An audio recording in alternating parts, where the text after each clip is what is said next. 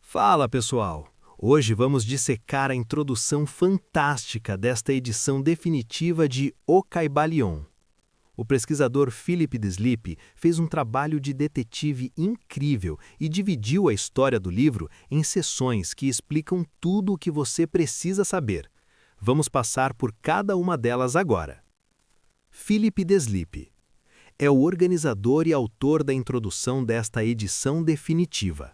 Ele é um historiador da religião americana que investigou a fundo a origem de O Caibalion, desvendando mistérios sobre sua autoria e situando a obra no contexto do movimento do Novo Pensamento, New Thought, e do ocultismo do início do século XX. O Professor Arcano. Este título refere-se a William Walker Atkinson, 1862-1932, o verdadeiro autor por trás do pseudônimo Os Três Iniciados. O texto descreve Atkinson como uma figura prolífica e influente que escreveu cerca de 100 livros sob vários pseudônimos, como Yogi Ramacharaka e Theron Ki Dumont. Ele foi advogado, editor e um dos principais nomes do Novo Pensamento, focando seus ensinamentos no poder da mente e na aplicação prática do esoterismo do início do século XX. O Cortejo de Hermes. Esta seção traça a linhagem histórica e mítica do hermetismo. Começa com Hermes Trismegisto, o 3 vezes grande, associado ao deus egípcio Thoth e ao grego Hermes, considerado o pai da sabedoria oculta, da astrologia e da alquimia. O texto explora como essa sabedoria foi preservada através dos séculos, influenciando a alquimia medieval, o rosacrucianismo e a maçonaria, até chegar aos movimentos esotéricos modernos que contextualizam o Caibalion. O verdadeiro autor. Deslippe apresenta evidências conclusivas de que William Walker Atkinson é o único autor de O Caibalion, e não 3 iniciados literais ou uma sociedade secreta antiga. As provas incluem registros de copyright, estilo literário, referências cruzadas com outras obras de Atkinson, como Mental Magic, e o fato de Atkinson ter listado o livro como seu na obra Who's Who in America, de 1912. O Caibalion. Apresentado como uma chave mestra para abrir as portas do conhecimento oculto. O livro não pretende ser uma nova filosofia, mas uma compilação de máximas e preceitos herméticos fundamentais que servem para reconciliar e explicar diversas outras doutrinas esotéricas. A obra enfatiza que a sabedoria deve ser aplicada, não apenas acumulada. A filosofia hermética. O capítulo situa o Egito Antigo como o berço da sabedoria secreta do mundo ocidental.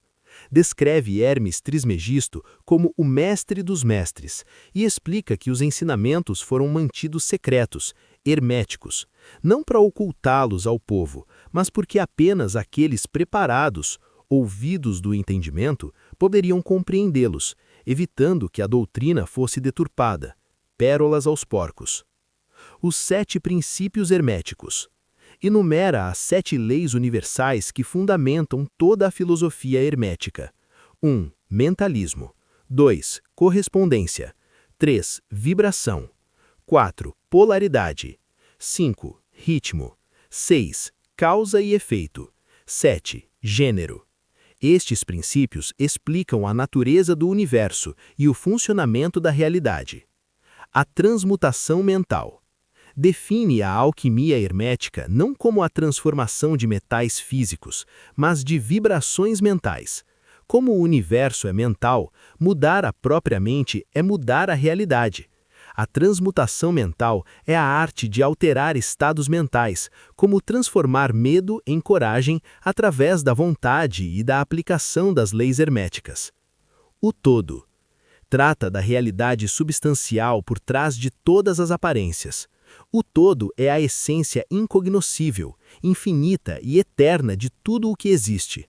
Embora a mente humana não possa definir o todo completamente, a razão dita que ele deve ser tudo o que é real, infinito e imutável. O todo é espírito, ou mente vivente infinita. O universo mental explica que o universo não é feito de matéria física em sua essência, mas é uma criação mental do todo. Assim como um autor cria personagens em sua mente, o todo cria o universo em sua mente infinita. Portanto, o universo é mental. Isso valida a realidade dos fenômenos mentais e a capacidade da mente de influenciar a matéria. O paradoxo divino aborda a dualidade entre a verdade absoluta, o universo é uma ilusão mental do todo, e a verdade relativa. Para nós, mortais, o universo é real e suas leis devem ser respeitadas. O sábio vive a lei, usando as leis superiores para dominar as inferiores, sem negar a realidade relativa da vida, evitando a loucura de negar o mundo físico enquanto ainda se vive nele. O todo em tudo discute a imanência. Embora o universo esteja na mente do todo, o todo também está presente em cada partícula do universo, nas partes e no todo. Discute os processos de involução, o espírito descendo à matéria, e evolução, o retorno ao espírito, explicando que o objetivo da vida é o desenvolvimento espiritual e o reconhecimento da divindade interior. Os planos da correspondência. Detalha o princípio assim em cima como embaixo. O universo é dividido em 3 grandes planos: físico, mental e espiritual. Estes não são lugares, mas graus de vibração e manifestação. O conhecimento de um plano, como o físico, permite, por analogia, compreender os planos superiores, mental e espiritual. A vibração afirma que nada está parado, tudo vibra. A diferença entre matéria, energia, mente e espírito é apenas a taxa de vibração. O espírito vibra em uma frequência tão alta que parece estar em repouso, enquanto a matéria densa vibra tão lentamente que também parece parada. O hermetista pode controlar seus estados mentais alterando sua vibração. A polaridade ensina que tudo é duplo. Opostos, quente, frio, amor, ódio, são a mesma coisa, diferindo apenas em grau. Não existe frio absoluto, apenas ausência de calor.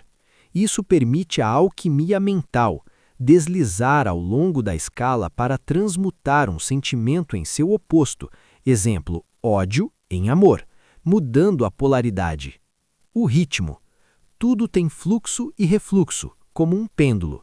A cada subida corresponde a uma descida, a cada alegria, uma dor potencial.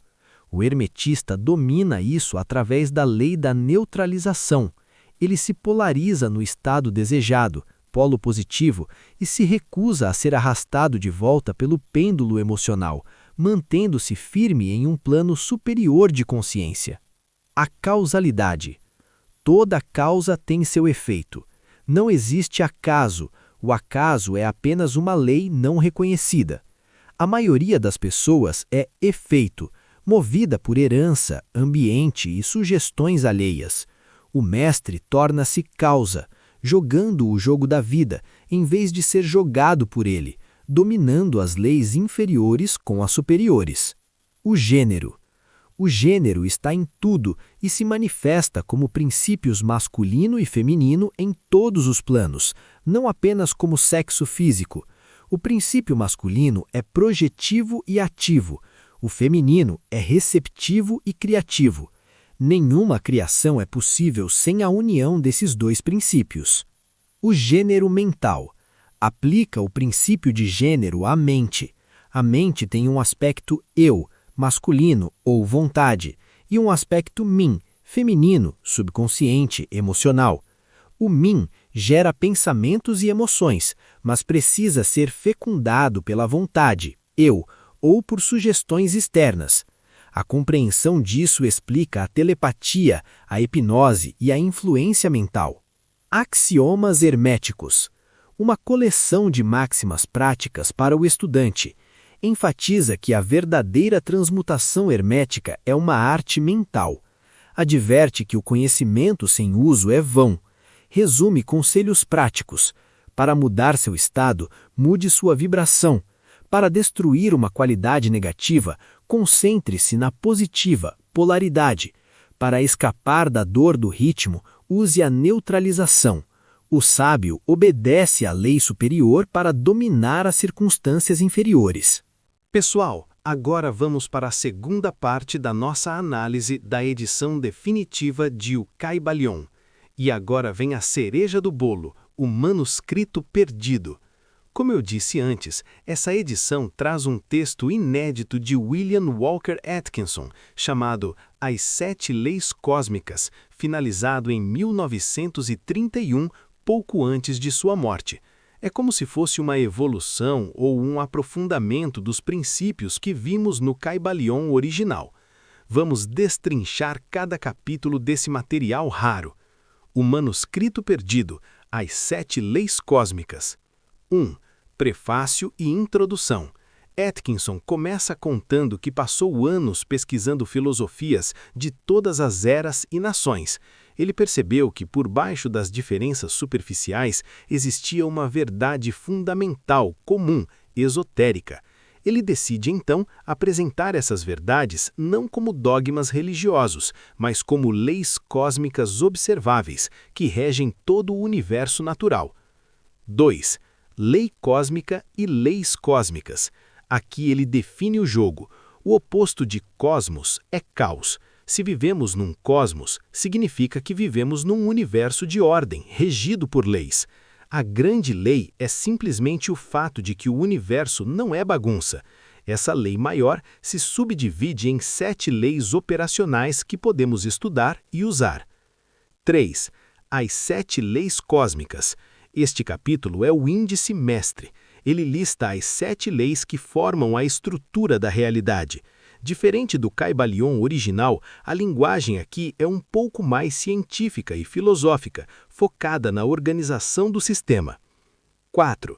A lei cósmica da unidade na diversidade. O universo é um sistema organizado, essa é a base. Tudo é feito de partes, composição. Tudo está conectado, correlação. E nada é igual ao outro, diferenciação. Mas apesar dessa diversidade infinita, tudo faz parte de um único sistema organizado. É a ideia de que o todo está em tudo e tudo está no todo, explicada de forma sistêmica. 5. A lei cósmica da atividade. Tudo está em constante movimento. Não existe nada parado no universo.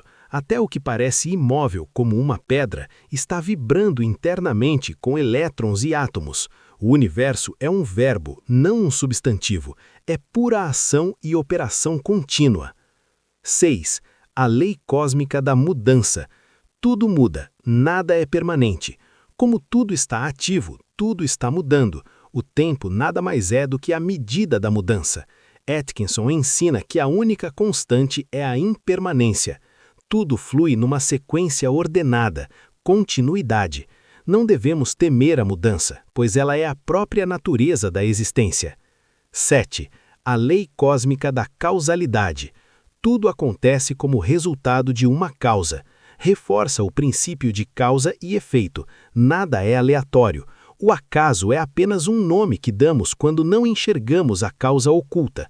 Cada evento é condicionado pelo que veio antes e condiciona o que vem depois. Entender isso nos tira da posição de vítimas do destino. 8. A lei cósmica do ritmo ou periodicidade. Tudo se move em ciclos rítmicos. Aqui entra a ideia de ciclos, dia e noite, estações, nascimento e morte. Mas ele adiciona um conceito-chave, involução e evolução. Primeiro, o espírito involui, desce na matéria, para depois evoluir, subir de volta. É o ciclo da respiração do universo. 9. A lei cósmica da polaridade. Tudo tem dois lados. Atkinson explora a dualidade, positivo e negativo, masculino e feminino, não como opostos inimigos, mas como pares complementares necessários para a manifestação. A tensão entre os polos é o que gera a energia e a vida. No fim, eles são aspectos de uma mesma unidade. 10. A lei cósmica do equilíbrio ou compensação. Tudo está em equilíbrio. Essa é a lei final que mantém o sistema estável. Para cada ação, há uma reação oposta que busca restaurar o equilíbrio. Na natureza, se há excesso de presas, os predadores aumentam. Se há falta, diminuem. Na vida pessoal, isso explica a lei da compensação, ou karma. O universo sempre busca zerar a conta e manter a estabilidade dinâmica. Galera, esse manuscrito perdido é ouro puro. Ele pega a mística do Kybalion e a traduz para uma linguagem de leis universais que faz muito sentido até para a ciência moderna. Se você quer entender as regras do jogo da vida para jogar melhor, esse livro é o manual. E aí, o que acharam dessa investigação? É incrível pensar que um advogado de Chicago criou um dos maiores mitos espirituais do século XX, né? Se você curtiu esse resumo, não esquece o like e se inscreve para a gente mergulhar nos capítulos práticos no próximo vídeo.